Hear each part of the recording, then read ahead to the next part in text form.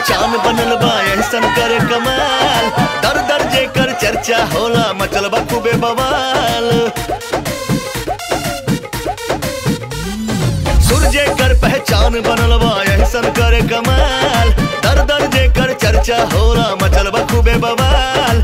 डाल के घूंघट गावे सुन के झूमे जिला जवार, डाल के घूंघट गावे सुन के झूमे जिला जवार। कहिया घूंघट वाली सुपरस्टार, यह घूंघट वाली सुपरस्टार।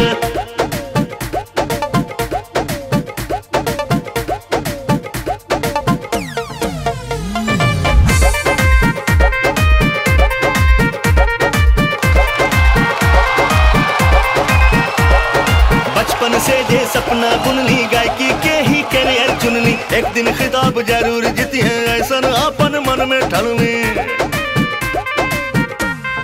हाँ, बचपन से जे सपना बुनली गायकी के ही कैरियर चुनली, एक दिन खिताब जरूर जीती है ऐसन अपन मन में ठानली। हर एक जुबा पे नाम बाइन कर फैन बना को हजार। तई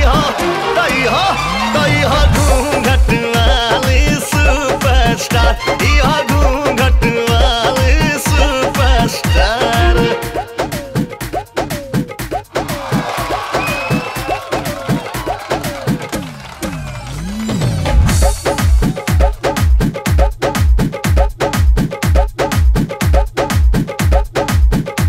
सोशल मीडिया पे राज करेली, दिनों दिन बढ़ेली आगे। हैशटैग सब यूज करेली, दिन में सबके चेतन जागे।